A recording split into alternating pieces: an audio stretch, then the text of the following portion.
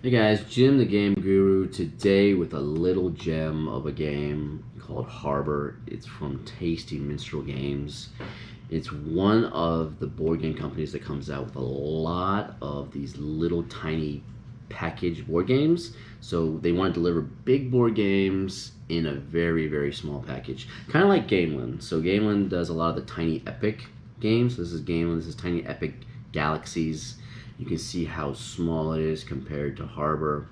Harbour, fantastic game about market management, great portability, great practicality with this portability, and it's very simple. It's very simple to pick up.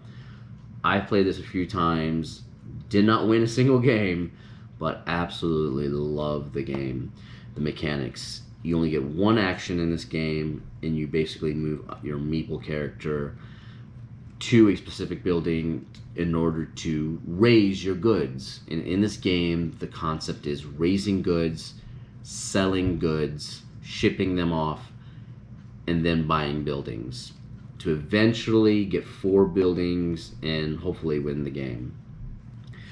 The one unique thing about this game is the market, and that's probably one of the aspects in the game that makes it not completely accessible to everyone, because you have to kind of grasp the whole, how does the market work, how does it fluctuate, how does it change when you buy a building, and how does it change with certain actions on buildings. And I'm going to go through a playthrough, like a top-down playthrough really quick of some of the actions and what the cards look like. I also had the High Tide expansion with this, that the High Tide expansion fit really nicely inside of the box together with the original game.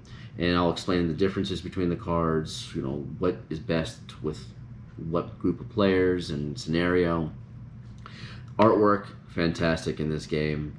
I like this it's got this kind of cartoony, I mean, I don't know if you can kind of see there. You can see some orcs or goblins or whatever they are in this universe carrying something, and they're in the same coexistence with other humans, just working at a shipyard.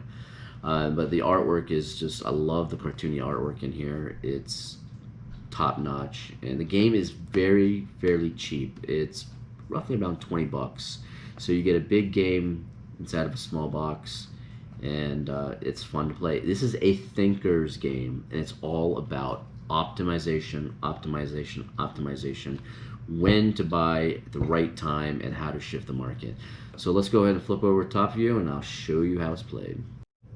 Okay, here we go. We have Harbour set up here for 3 players. I have each person has their own meeple. So like these little meeple characters. You get 4 of them. This game is 1 to 4 players. The other one I just have tucked away in the box this side. So you have 6 buildings that we put out here. The buildings are in the deck, the Harbour deck. And these buildings here that are in the center will have all the actions that you need per player to increase goods. So I have 1 player here who's the bookkeeper, and another player here who's structural engineer, and 1 that's diplomat. Now, whenever you start this game, you can either start it with doing 1 or 2 different ways as far as characters. You can either go with characters like this, individual characters. Like here's neighbor. This guy has each particular character has got a bonus skill with them. So whenever you start, you can say, hey, I want to play with characters. And usually what I do is I deal out a few of these to somebody face down. And then, actually, no, this is like this.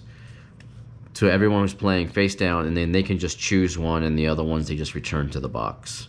So each one of these, like the entrepreneur, the investor, the drover, travel agent, lord mayor, all of these characters have simple abilities that are unique to them. If you don't want to play with characters, you can actually play the reverse side of the card, which is a very generic, and they're all kind of, if you play reverse sides, it's just a generic, no ability. Every single person gets the same ability whenever their meeple is on that building. These cards that you start off with, This part right here of the card is a building. So every single person that plays Harbor starts off with one building on their player card. And then the goal is to buy 4 more buildings. I'm going to put these aside since we're not going to be no longer using those. So each one of these buildings that come out have a cost to them. Like here we go, we have Seaside Crane. That is $11 to purchase. And once you have enough goods, you can end up spending those, shipping those goods out to get $11, and you can actually buy that. The points on the top left, those are victory points. This card is worth 10 victory points at the end of the game. Something like the Butcher is only $7 to purchase. That one is only worth 7 victory points at the end of the game.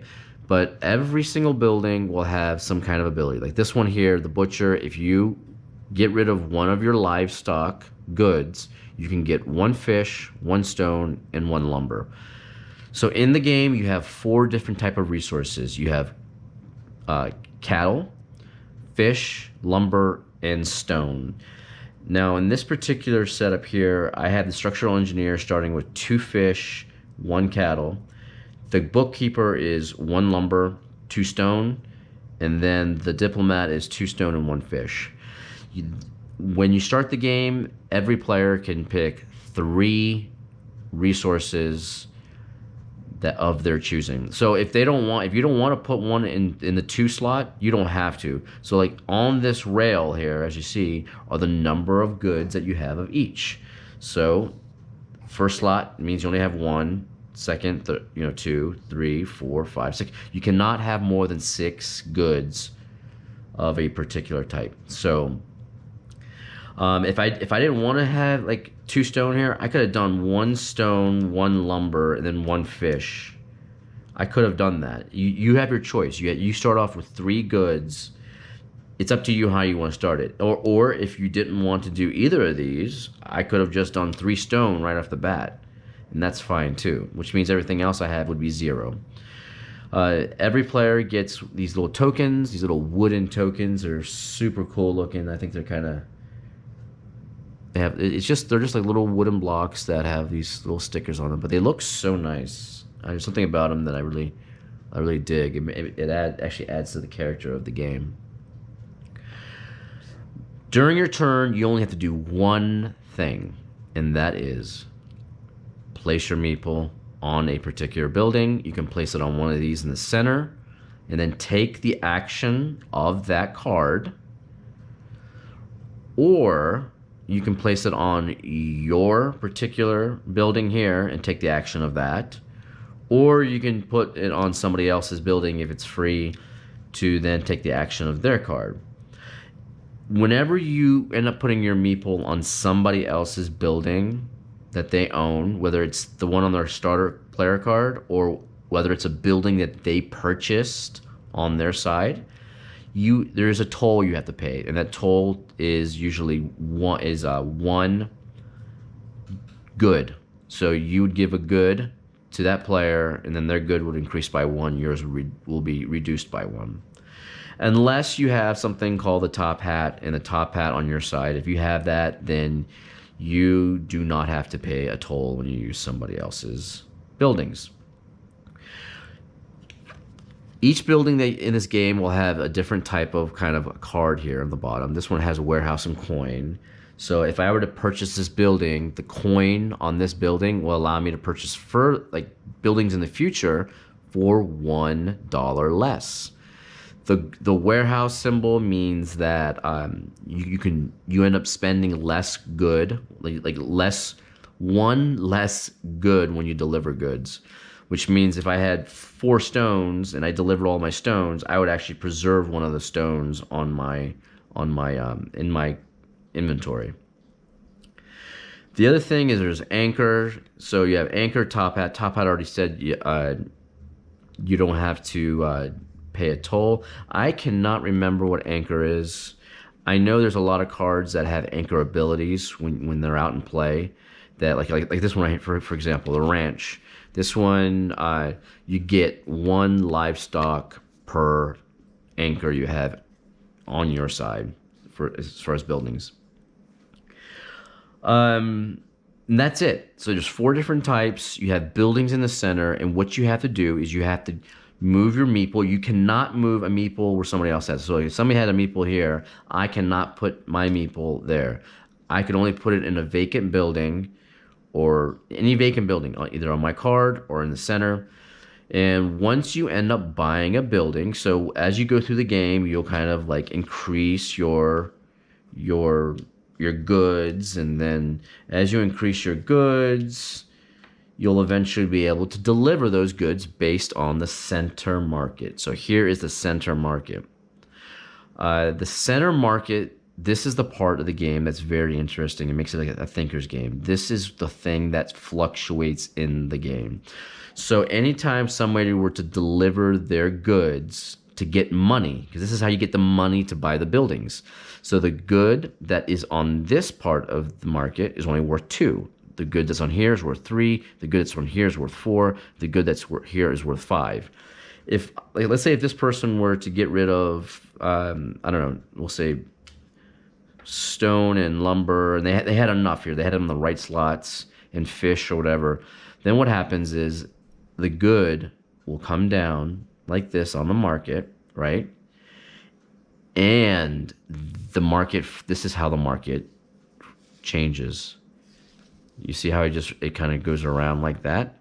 That is the fluctuation of what happens when somebody buys something. And let's say they spent all their goods and they bought this seaside crane, right?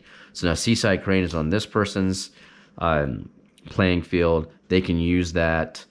I mean, other people can too if they want to pay the toll. And then the next building gets flipped over from the harbor deck there. And that's it. That's all there is to this game. You build up your goods and you buy buildings, and the market up here will fluctuate. The one thing that makes this game very, very challenging, though, is optimizing. Because you look at this and you're like, okay, oh, no big deal. I can just keep getting goods and keep putting my meeple on these cards and get more and more goods, and then eventually have all my goods on like up to 6, and then I can buy any building I want. But when you spend your goods in this game, you spend all of them. You like, so you're not like, oh well, I have 6 fish. I only want to spend 3, and then my fish go back to nope. When if I had all these on 6, and I spent all my fish, stone, and lumber, they're all gone. Now I would get the money from them, obviously, but when the market fluctuates so much, you need to learn to deliver your goods at the right optimal time, depending on the actual market and where it's at. Because if you continually try to build up your goods up to 6 or whatever, what happens is you're going to end up wasting precious time. And then somebody else is going to be buying buildings before you, and before you know it, the game is over. So managing that market, knowing when to change it, and knowing when to deliver your goods to buy buildings is the key in this game. Now, there's some other cards here that I haven't played with. I have not played with these bonus cards. These bonus cards here, you can actually, if you wanted to, you could play those with people. You can dish them out to each player, face down, so no one knows during the entire game. And then at the end of the game, if they turned in if they had goods left over and they traded them in, they could trade them in for victory points. So this is one way of kind of spicing up the game if you wanted to add another kind of like quirk at the very end. There is the High Tide expansion too. So if you want to play this game kind of competitively with your friends, the best way to do it is without the extra unique characters, and play it with the generic characters and without the High Tide expansion. And the reason why I say that is because the High Tide makes this game a little more accessible and easier to buy things. But if you play with the generic characters and you play without the High Tide, it is the most competitive you can get in very neutral ground. If you play with the High Tide, what you can do is you'll actually play with these ship cards. And these ship cards are in the center next to the buildings, and you can actually buy these ships or rent them out, however you see it, with goods. So like this Golden Swift ship, it takes 2 lumber, 1 fish, 1 stone, and 1 cattle to buy. And then when you go to buy a building, you can actually trade this ship back into the center to give you $6 to purchase a building. So these ships are kind of like a way to enable you to bank some money, so then later on you can turn them in to buy buildings easier. I think it makes the game a little easier, and sometimes you may want to play with this high tide expansion in order to play with people that may not be able to grasp the changing of the market so easily and get frustrated with that. But when you play with this, it eases the frustration because they're able to get money without having to worry about somebody screwing the market over, and then they can't do what they want to do at that particular time. The high tide expansion also comes with a bunch of other buildings, and you can kind of see like some of the really, really cool artwork. I love the cartoony kind of artwork with these dragons and animals and orcs and skeletons, and it's really, really cool. I forget the name of this universe that this game is based off of. All these buildings have special abilities, just like the ones here. In this high tide expansion, though, there are buildings like this, the trading company, that with this little green symbol down here next to the anchor, that means it's a 2nd story building. So you can actually, if you have a building, you can buy this to put it on top of another building as a 2nd story. And if you do that, it does not count as an additional building. It is part of that one building. The other thing is, like, this bean roaster has this little kind of red arrow or pink arrow or yellow arrow instead of a pink circle. What that means is if you were to buy the bean roaster, you would be able to take another action right after buying it. So somebody would buy the bean roaster, and then they could end up moving their meeple to another building to get whatever the abilities are of that. So that's another thing that they've added on the high tide expansion. So quite a few cards here from the high tide expansion. I think it's like 20 some cards. Not bad. It's good because it all fits in the same box with it, with the base game, and then you get the ships, obviously. So if you want the game to be a little more accessible to more of a a general audience, then play with the high tide. If you don't and you want it to be more competitive, then I would suggest going generic characters and then playing with just the base game. But there's so many options here. I mean, there's so many. I mean, you can play with the expansion, or you can play with these special bonus victory cards. And then there's a different market on the back side of this market card. It's called Island Traders, which I guess you get like special bonuses for this top part. I have never played with this market, and this one's only 3 to 4 players. I have never actually tried this, so I'm not sure how good this is. I've only done the vanilla market. But yeah, this game is a whole lot of fun. I love this game. It is definitely a thinker's game. Like when you get in there, you think, oh my God, I can just put my meeple down on one thing and I'm good to go. It's harder than you think. I mean, you'll sit there, you'll hold that meeple in your hand. You'll sit there for like 2 minutes looking at these cards and going, what am I going to do? Because you have to look at everyone's markets. I mean, I'm sorry, everyone's inventory, the market, what you have, and gaining an action that won't help somebody else, but will help you further on down the line.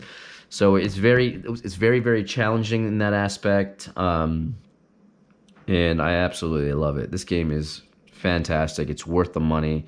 The expansion is worth it too. It all fits in the same box. Great portability. Highly, highly recommend this game. And this is Harbour, and it's from Tasty Minstrel Games, and it's beautiful. Anyway, guys, until the next video. Peace.